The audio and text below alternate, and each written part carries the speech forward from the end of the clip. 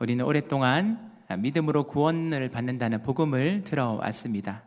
이것이 기독교의 가장 중요한 진리이죠. 인간은 선행으로도 또 공로로도 도덕으로도 종교적 열심으로도 결코 구원을 받을 수가 없습니다. 구원은 오직 하나님의 은혜로만 주어지는 것이죠. 그러나 오늘 야고보 사도는 우리에게 매우 불편한 질문을 던집니다. 행함이 없는 믿음이 능히 자기를 구원하겠느냐, 이렇게 질문을 하죠. 이 말씀은 어떤 단순한 신학적 논쟁이 아니라 우리의 삶의 전체를 흔드는 질문입니다. 왜냐하면 우리는 쉽게 믿는다고 말은 하지만 삶으로 살아내지 못할 때가 많이 있기 때문에 그렇습니다. 오늘 본문은 단순히 착하게 살아라, 어떤 윤리 도덕적인 이야기가 아니죠. 참된 믿음을 가진 성도는 어떠한 삶을 살아야 하는가?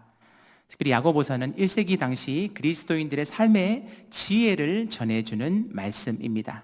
그래서 이 폴 시다라는 사람은 야고보서를 그리스도인의 생활을 위한 실제적인 지침서라고 말하기도 했습니다. 우리 성도님 잘 아시는 종교개혁자 마틴 루터는 오직 믿음으로 의롭게 여겨진다는 그 이신칭의의 생명을 걸고 이 종교개혁을 일으켰지 않습니까? 그래서 이 행위를 강조한 것처럼 보이는 야고보서를 지푸라기 서신이라고 그렇게 하찮게 여겼습니다. 실제 루터가 쓴 독일어 성경에 보면 야고보서를 맨 마지막에 삽입하기도 했습니다.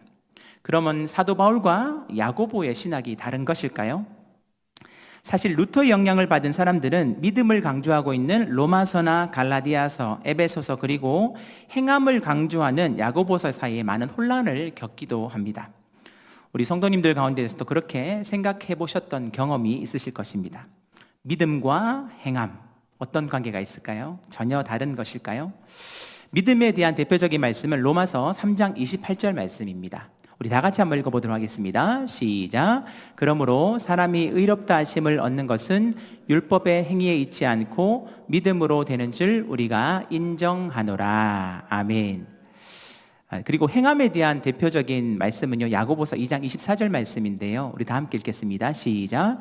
이러보건대 사람이 행함으로 의롭다 하심을 받고 믿음으로만은 아니니라, 이렇게 하였습니다. 그러니까 로마서에서는 사람이 의롭게 되는 것은 율법의 행위가 아니고 믿음으로 된다라고 그렇게 했죠. 근데 야고보서에는 또 보니까 믿음으로 의롭게 되는 것이 아니라, 믿음으로만 의롭게 되는 것이 아니라 행함이 중요하답니다. 도대체 무엇이 맞는 것일까요? 알쏭달쏭하시죠? 예. 믿음과 행함, 무엇이 정답일까요? 당시 구약의 율법을 지켜야 구원받을 수 있다고 생각하는 그런 사람들이 있었습니다. 대표적으로 유대인들이죠. 이들은 비그리스도인들이었습니다. 이들은 모세가 하나님으로부터 받았던 613가지 율법을 열심히 지켰죠. 율법은 365가지가 하지 말라는 명령이고 248가지는 하라는 명령으로 이루어져 있습니다. 유대인들은 할례나 어떤 안식일, 정결법에 대해서 율법에 아주 특심이 있었다는 것이죠. 그래서 바울은 이들을 향하여서 사람이 의롭다 하심을 얻는 것은 율법의 행위에 있지 않고 믿음으로 되는 줄 우리가 인정하노라 라고 그렇게 말을 했던 것입니다. 그러나 야고보서 2장 24절 말씀은 그러한 그 대상이 다른 사람들입니다. 야고보서의 수신자가 누구입니까? 당시 유대인들이면서 그리스도를 믿었던 사람입니다. 이들은 원래 유대인이었기 때문에 두 가지 구원관이 뿌리 깊게 내려박혀 있었습니다. 첫 번째는 아브라함의 혈통으로서 하나님으로부터 택함 받았다는 선민 사상, 그리고 둘째로는 다른 나라에 없는 이 율법을 지킴으로 구원을 얻을 수 있다는 그런 사상을 가지고 있었던 것이죠. 그런데 이들에게 오직 믿음으로 의롭게 된다는 믿음을 강조하다 보니까 정작 삶이 약해졌다는 것입니다. 그래서 야고보 사도는 믿음만 중요하고 삶을 안일하게 생각하는 이들을 향하여서 진정한 믿음이 무엇인지, 진정한 신앙이 무엇인지를 알려주고 있는 것이죠.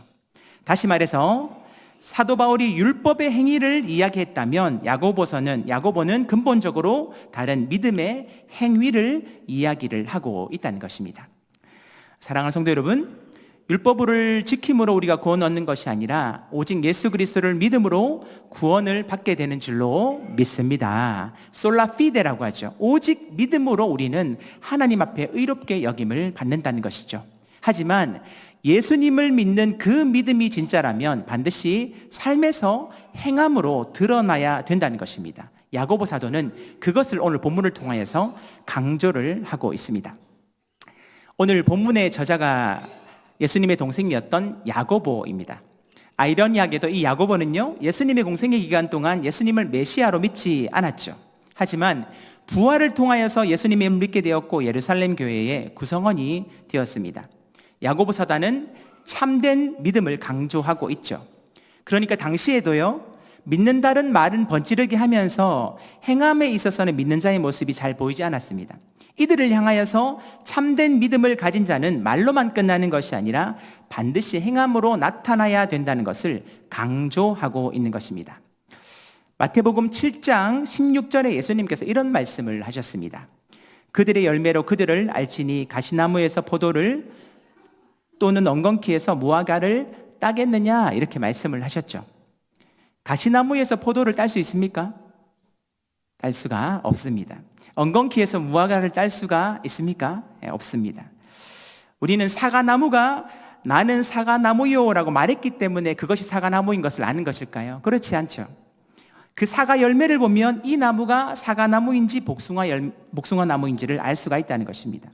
포도나무는 당연히 포도 열매가 맺히는 것이고, 무화과 나무라면 무화과 열매가 맺히는 것이 진정으로 열매가 맺히는 것처럼 진정한 믿음은 삶으로 반드시 나타나게 되어진다는 것입니다. 그래서 야고보는 참된 믿음은 삶과 직접적으로 연결되어 있음을 네 가지 예화를 들어 설명하고 있습니다. 헐벗고 굶주린 형제들에 대해서, 또 귀신과 아브라함의 믿음에 대해서, 그리고 마지막으로 라합의 믿음을 예로 들어 설명을 하고 있습니다.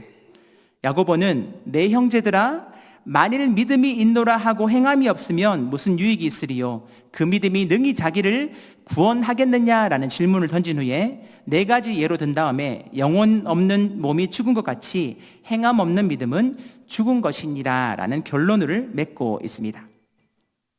제일 먼저 야고보가 강조하는 것은 행함 없는 믿음이라는 것입니다. 자, 우리 본문 15절 16절 말씀인데요, 우리 다 같이 읽어보도록 하겠습니다. 시작. 만일 형제나 자매가 헐벗고 일용할 양식이 없는데 너희 중에 누구든지 그에게 이르되 평안히 가라, 덥게 하라, 배부르게 하라 하며 그 몸에 쓸 것을 주지 아니하면 무슨 유익이 있으리요? 아멘. 그러니까 헐벗고 굶주린 자에게 실제적인 필요를 제공하지 않고 말로만 따뜻하게 하라, 또 배부르게 하라고 하면 아무리 이야기해도 그가 배부르거나 따뜻해지는 일은 결코 일어나지 않습니다.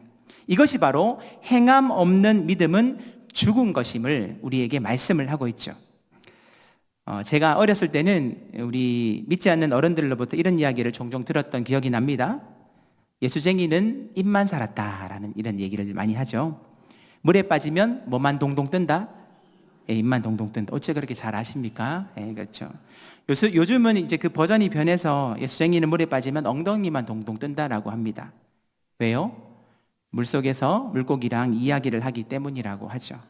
그러니까 말만 번지르게 하고 행동하지 않음을 비꼬는 말입니다.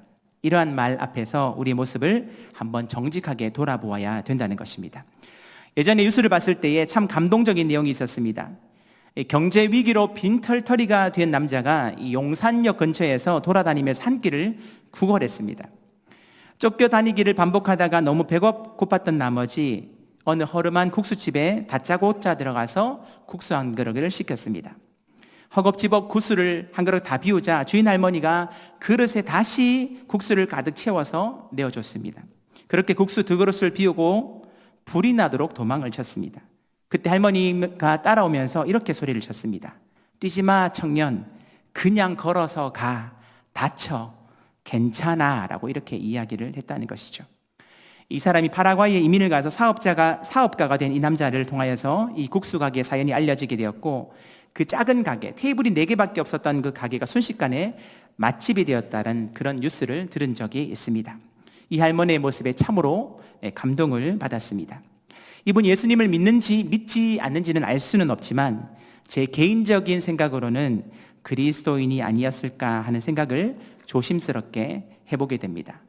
이처럼 옷과 음식이 부족한 사람에게 하나님이 사랑이시다라고 말했다면 따뜻한 말과 함께 필요를 건네주는 것이 하나님의 사랑을 진짜로 보여주는 것입니다. 그것이 바로 살아있는 믿음을 증명하는 것이죠. 우리는 말은 쉽게 잘합니다. 기도할게요. 또 힘내세요. 주님과 함께 하십니다. 그런데 실제로 우리의 손과 발이 움직이지 않을 때가 많이 있습니다. 야고보는 묻습니다. 그게 무슨 유익이 있느냐 이렇게 묻는다는 것이죠. 사랑하는 성도 여러분, 기독교가 무엇입니까? 기독교는요, 관념적인 종교가 아닙니다. 우리 예수님께서 사람을 친히 찾아오셔서 직접 만져주셨습니다. 배고픈 자를 먹이셨고 병든 자를 고치셨으며 우는 자와 함께 오셨고 웃는 자와 함께 웃으셨습니다. 이처럼 예수님의 사랑은 언제나 구체적으로 드러납니다. 말뿐인 사랑은 사랑이라고 말할 수가 없죠. 마찬가지로 말뿐인 믿음은 거의 죽은 믿음과 마찬가지라는 것입니다. 말씀이 실천되지 못하고 머리 안에 지식으로만 머무를 때, 그것이 교회의 울타리를 넘어서지 못하고 내 안에만 갇혀 있을 때 모든 문제는 발생을 한다는 것입니다. 그래서 우리 속담에도 구슬이 서말이라도 꿰어야 보배라는 그런 말이 있지 않습니까? 사실 한국만큼 성경을 열심히 읽고 또 통독을 하며 성경 공부와 쓰기를 많이 하는 교회는 전 세계 어디에서도 찾아보기가 힘듭니다. 그러나 성경 공부로만 머문다면 아무런 의미가 없습니다. 정말 우리 안에 믿음이 있다면 그 믿음의 뿌리에 근거한 열매로서 세상에 드러내라는 말씀, 그것이 개인의 삶뿐만이 아니라 이 시대의 그리스도인의 사명이 아닌가라는 생각을 하게 되어집니다. 이러한 믿음의 아름다운 삶을 살아가는 저와 여러분들 다 되시기를 예수님의 이름으로 축복합니다. 계속해서 19절에 귀신들의 믿음을 언급하고 있죠. 자, 본문 19절 말씀인데요, 우리 다 함께 읽도록 하겠습니다. 시작.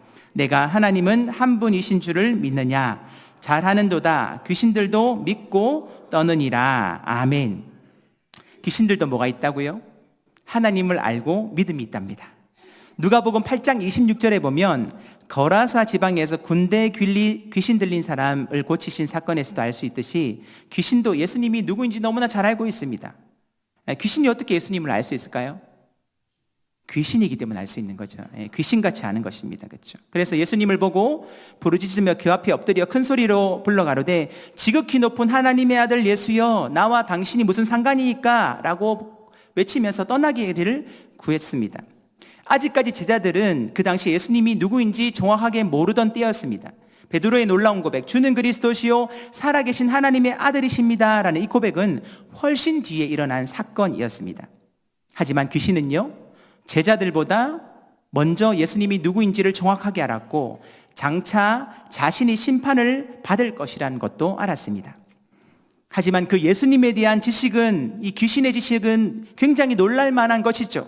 하지만 자신의 구원과는 아무런 상관이 없었습니다. 왜냐하면 귀신은 단지 예수님을 지식적으로만 알았기 때문에 그렇습니다. 이처럼 지적인 믿음과 동의만으로는 우리는 구원을 얻을 수가 없다는 것이죠. 오늘날 신앙의 가장 큰 위험 중에 하나가 무엇입니까? 지식 중심의 신앙이라는 것입니다. 성경은 많이 압니다. 설교를 굉장히 많이 듣습니다. 그리고 똑똑합니다. 신학적 지식도 있습니다. 하지만 이러한 모습들이 믿음은 아니라는 것입니다. 정말 믿음이 무엇일까요? 주님께서 원하시는 그 믿음이 무엇일까요? 믿음을 정의할 때 한 단어로 사용하지만, 한 단어로 사용하자면 관계라고 말할 수가 있는 것입니다. 나는 주님과 어떤 관계인가? 나는 주님과 어떤 관계를 맺고 지금 살아가고 있는가? 이것이 진짜 믿음이라는 것이죠. 제가 설교 때마다 항상 강조하는 것이 있습니다. 예수님을 믿을 때 두 가지 의미가 있다고 말씀드렸습니다. 나의 구원자로 받아들이는 것과 나의 주님으로 받아들이는다는 의미. 즉 예수님을 나의 구원자로 받아들인다는 것은 나를 위해 피 흘리시고 죄 용서함을 주신 주님을 믿는다는 것입니다. 예수님이 나의 구원자라는 사실, 대부분의 사람들은 구원자라는 사실을 어느 정도 믿습니다. 하지만 더 중요한 것은 예수님을 나의 주님으로, 나의 주인으로, 나의 왕으로 받아들이는 것입니다. 정말 예수님이 나의 주인이요 왕이며 나의 통치자이심을 모셔드리는 것이죠. 우리의 삶의 주재권을 주님께 맡겨드리는 것, 그것이 바로 예수님을 믿는다라는 진정한 믿음의 의미라는 것입니다. 우리 성도님들, 비행기가 안전하다고 믿으신다면 실제로 그 비행기에 내 몸을 맡기십니까? 아니면 타지 않으십니까? 당연히 그 비행기가 안전하다고 믿는다면 내 몸을 맡깁니다. 그것이 믿음이라는 것이죠. 그러니까 예수님을 나의 구원자로 받아들였다는 것은 그분만이 나의 주인이 되신다는 것이고 주님께 나의 삶을 온전히 맡긴다라는 그런 의미가 있는 것입니다. 그럴 때 성령님의 통치와 다스리심을 받게 되어진다는 것이죠. 주님께 온전히 맡긴 사람은 삶의 변화가 반드시 드러나게 된다는 것입니다. 사랑하는 성도 여러분, 믿음은 지적인 믿음과 지적인 믿음의 동의가 아니라 주님과의 인격적인 관계임을 꼭 기억할 수 있기를 예수님의 이름으로 축복합니다. 우리 한번 따라해 볼까요? 믿음은 주님과의 인격적인 관계이다. 믿으십니까? 아멘. 그렇습니다. 주님과의 인격적인 관계, 그것이 참 믿음이라는 것입니다. 예전에 베스트셀러였던 신앙서주 중에서 안녕하세요 성령님이란 책이 있습니다. 아침에 눈을 떴을 때에 제일 먼저 그 저자는 그렇게 고백합니다. 성령님 안녕하세요, 이렇게 고백을 합니다. 오늘 무엇을 먹을까요? 또 길 가면서도 계속 주님과 대화를 하죠. 그리고 자기 전에는 성령님 안정히 주무세요, 이렇게 고백을 한다는 것입니다. 우리 하나님은 졸지도 않으시고 주무시지도 않으시는 분이십니다. 그런데 그렇게 연습을 한다는 것이죠. 왜요? 내 삶 가운데 성령님을 나의 삶의 주인으로, 왕으로, 인격적인 관계로 그렇게 맺으면서 나의 삶을 살아간다는 것입니다. 그렇게 예수님을 나의 주인으로 모시면 어떤 일이 일어나게 될까요? 예수님의 성품을 닮아가기를 노력하게 될 것이고 주님의 삶의 발자취를 분명히 따라가게 될 것입니다. 예수님의 가르침을 따라 살려고 무단히 노력하게 될 것입니다. 믿음이 생기는 순간 예수님처럼 살려고 몸부림칠 수밖에 없다는 것입니다. 이것을 두고 야고보 사도는 오늘 본문에서 살아있는 믿음이라고 하였습니다. 삶을 변화시키는 살아있는 믿음을 우리는 끊임없이 추구해야 된다는 것입니다. 계속해서 아브라함의 믿음입니다. 본문 21절 말씀인데요, 우리 다 함께 읽어보도록 하겠습니다. 시작. 우리 조상 아브라함이 그의 아들 이삭을 제단에 바칠 때에 행함으로 의롭다 하심을 받은 것이 아니냐. 아멘. 야고보는 아브라함이 의롭게 된 것이 그의 행위 때문이라고 하였습니다. 아브라함이 자신의 독자 이삭을 번제로 바친 사건을 우리 성도님들 잘 알고 계실 것입니다. 그 누가 아무리 심지어 하나님께서 말씀하신다고 해도 자식을 번제로 바칠 수가 있겠습니까? 인간적인 생각으로는 불가능한 일이죠. 그런데 아브라함은요, 엄청난 그러한 순종으로 말미암아 그의 믿음을 증명했다라고 성경은 기록을 하고 있습니다. 그렇다고 해서 아브라함의 행함을 보면 절대로 완벽한 것이 아니었죠. 가나안 땅에 기근이 들었을 때 하나님께 여쭤보지 않고 바로 애굽으로 내려갔습니다. 반드시 아들을 주시겠다고 하신 말씀을 기다리지 못하고 결국 하갈을 취해서 이스마엘을 낳았죠. 또한 아브라함 자신의 신분 보호를 위해서 아내를 몇 번 속였습니다. 그렇죠? 이처럼 아브라함의 모습은 믿음의 조상이라는 별명과는 잘 어울리지 않는 것 같습니다. 그럼에도 불구하고 하나님의 열심은요, 아브라함을 빚어 가심으로 믿음의 거장이 되게 하셨다는 것입니다.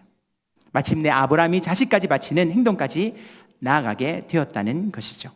히브리서 기자는 아브라함의 믿음을 이렇게 설명을 하고 있습니다. 히브리서 11장 17절 19절 말씀인데요, 우리 다 함께 읽어보도록 하겠습니다. 시작. 아브라함은 시험을 받을 때에 믿음으로 이삭을 드렸더니 그는 약속들을 받은 자로 돼 그 외아들을 드렸느니라. 그가 하나님이 능히 이삭을 죽은 자 가운데서 다시 살리실 줄로 생각한지라. 비유컨대 그를 죽은 자 가운데서 도로 받은 것이니라. 아멘. 아브라함이 시험을 받았을 때에 자식을 바치라고 하셨을 때 믿음으로 드렸으니 그가 하나님이 능히 이삭을 죽은 자 가운데서 다시 살리실 줄로 생각한지라. 아브라함이 자식을 바칠 수 있었던 이유가 무엇입니까? 바로 믿음이 있었기 때문에 가능한 일이었다는 것입니다. 야고보는 아브라함의 믿음이 참 믿음이었다는 증거가 바로 그의 아들 이삭을 드린 행위에 있었다라고 말하고 있는 것이죠. 만약 아브라함이 이삭을 제물로 바치지 않았다면, 말씀에 순종하지 않았다면 그의 믿음이 온전한 믿음이 될 수가 없었을 것입니다. 하지만 아브라함은 하나님을 전적으로 믿었기 때문에, 신뢰했기 때문에 행함으로 그 믿음이 참임을 증명하였고 하나님의 벗이라는 놀라운 칭함을 받게 되었던 것입니다. 그래서 22절 말씀해 보니까 내가 보거니와 믿음이 그의 행함과 함께 일하고 행함으로 믿음이 온전하게 되었느니라 라고 말씀을 하고 있습니다. 마지막으로 누구의 믿음입니까? 기생 라합의 믿음입니다. 자, 본문 25절 말씀인데요, 우리 다 함께 읽도록 하겠습니다. 시작. 또 이와 같이 기생 라합이 사자들을 접대하여 다른 길로 나가게 할 때에 행함으로 의롭다 하심을 받은 것이 아니냐. 아멘. 기생 라합의 삶을 잘 알고 계실 것입니다. 그는 가나안 정탐꾼을 숨겨준 행위를 통하여서 의롭다 여김을 받았습니다. 라합은요, 정탐꾼으로부터 이스라엘을 위해 행하신 하나님의 큰 일을 분명히 들었습니다. 이스라엘 하나님의 행하심을 믿었고 요단강 동편 땅을 정복한 것을 믿었기에 가나안 땅도 정복하게 하실 것을 믿었다는 것입니다. 이 모든 것을 믿었기에 자신의 목숨을 걸고 정탐꾼을 숨겨 주었다는 것이죠. 마침내 그 성이 멸망할 때에 라합 자신은 구원을 얻게 되었습니다. 만약 그가 하나님을 믿지 않았다면 정탐꾼을 숨겨주지 않았을 것이고 그 성이 멸망할 때에 라합 자신도 구원을 받지 못했을 것입니다. 이 야고보 사도는요, 이 아브라함과 라합의 믿음과 행함을 이야기하면서 행함이 없는 신앙이 얼마나 쓸모없는 것인가를 오늘 본문을 통하여서 말씀을 하고 있습니다. 예수님께서 이 땅 가운데 계시는 동안에요, 많은 사람들을 만나셨습니다. 말씀을 들었고 기적을 수많은 사람들이 보았습니다. 하지만 대부분의 사람들은 그 구원의 길과는 상관없는 자기만의 길을 다 걸어갔습니다. 이러한 사실이 우리에게 심각한 도전을 안겨줍니다. 입으로는 주여 주여 하는 자들처럼 지식적인 믿음만을 가진 자들은 결코 하나님의 나라에 들어갈 수 없다는 것입니다. 오늘 말씀을 정리할까 합니다. 오늘 우리는 믿음과 행함의 관계를 한번 살펴보았습니다. 사실 바울과 야고보가 전혀 다른 이야기를 하는 것이 아닙니다. 믿음과 행함이라는 술의 두 바퀴를 이야기합니다. 동전의 양면과도 같죠. 한쪽은 믿음을 강조하고 한쪽은 행함을 강조하지만 똑같이 나아가야 진정한 신앙 그리고 건강한 그리스도인이 될 수가 있다는 것입니다. 살아있는 믿음은 반드시 행함으로 드러나게 되어 있습니다. 그리스도인의 선한 행동은 믿음이 있다는 증거요, 만일 행함이 없다면 그 믿음은 죽은 믿음으로 구원을 얻을 수가 없다는 것입니다. 루터는요, 야고보서를 서두에 이야기할 때 지푸라기 서신이라고 불렀지만 사실 루터가 쓴 다른 주석을 보면 행함을 똑같이 강조를 하고 있습니다. 루터가 쓴 로마서 주석에 나오는 말이 이렇게 기록되어 있습니다. 이 믿음은 이렇게 되어 있죠. 우리 다 같이 한번 읽어볼까요? 자, 시작. 이 믿음은 살아있고 아주 활동적인 힘이 있는 믿음이다. 끊임없이 선한 일을 하지 않는 것이 불가능하다.